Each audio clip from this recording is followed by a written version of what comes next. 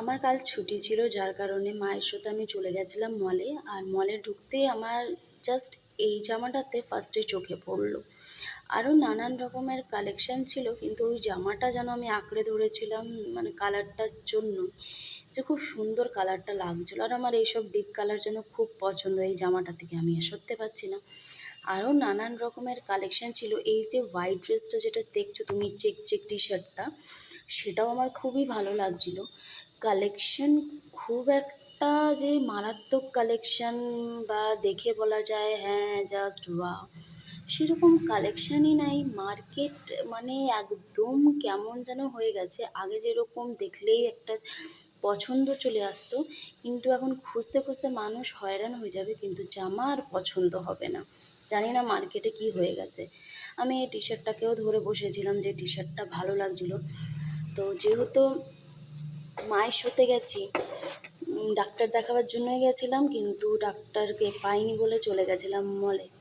তো ওর বাবাও ছিল না, যার কারণে আমি কোনো রকম গেলাম, দেখলাম, আর একটা জামা মোটামুটি কোনো রকম কিনে আনলাম। আর তার মাঝেই দেখি এই পুচকুটা নিজে নিজে শপিং করছে। এই দেখো, দেখে খুব আনন্দ লাগছিল, কিন্তু সত্যি বলছি আমি টায়ার্ড ছিলাম। কী নেবো আমি কিছুটাই বুঝতে পারছিলাম না।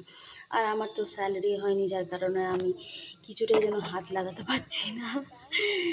তো আমি একটা এই কালো ড্রেস, মানে কালো প্যান্টটা ওই টি শার্টটার সাথে মোটামুটি ভালো যাচ্ছিলো, তো আমার ভালো লাগছিলো, কিন্তু লাস্ট অবধি আমি এটাকেই সিলেক্ট করলাম, এটাকে আর আমি হাতছাড়া করলাম না।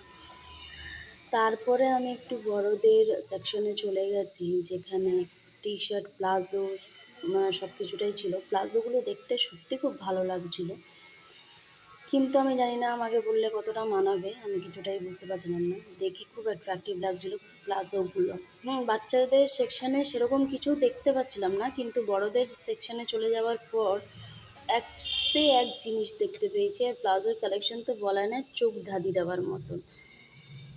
সেরকম কিছু নেওয়া হয়নি, মেয়েটার একটাই ড্রেস নিয়ে পরে আমরা নেমে পড়েছি। হাত পার ওর বাবার সাথেও আসবো, মেয়ের শপিং এখনও কমপ্লিট হয়নি। ওর বাবার সাথে আসবো, তখন নানান রকমের শপিং আমার হবে। তার মাঝে যখন নিচে নেমে দেখি, তো টি শার্টের সেক্টর মেন্স কালেকশন, যেখানে আমার এই কালারটা ভালো লাগছিলো।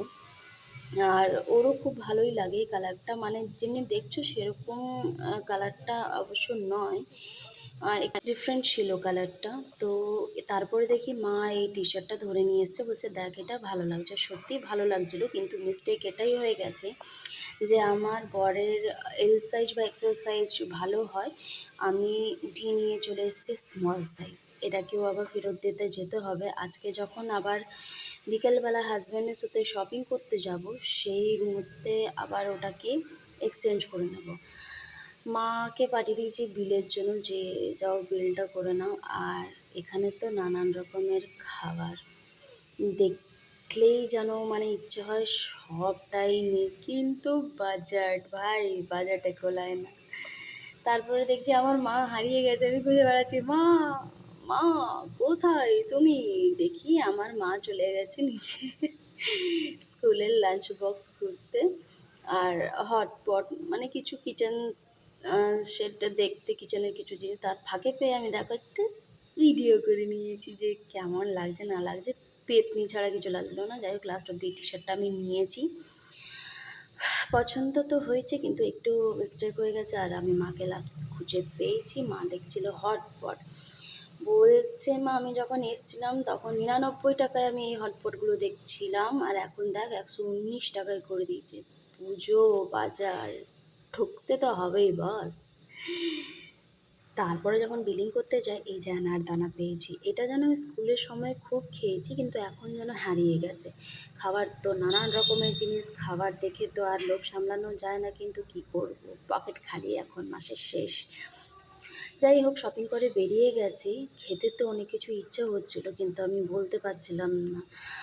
আমার তো কি বলবো, কিন্তু মায়ের মন, মা ঠিক ধরে নেয়, নিয়ে গেল ফুচকা স্টলে, দিয়ে ফুচকা খাওয়ালো মা। ফুচকা খেলাম বন্ধুরা, কিন্তু শুনে আমি একটা জিনিস শকড হয়ে গেলাম, যেখানে 10 টাকা আমাদের ওখানে 6টার থেকে 7টা 8টা খাওয়াতো, সেইখানে 10 টাকার 4টে। আমি তো শুনে শকড। খেয়েছি ফুচকা, 20 টাকার ফুচকা আমি অলমোস্ট খেয়েছি। ফুচকা খেয়ে পরে তারপরে আমি চলে গেছি আইসক্রিম স্টল।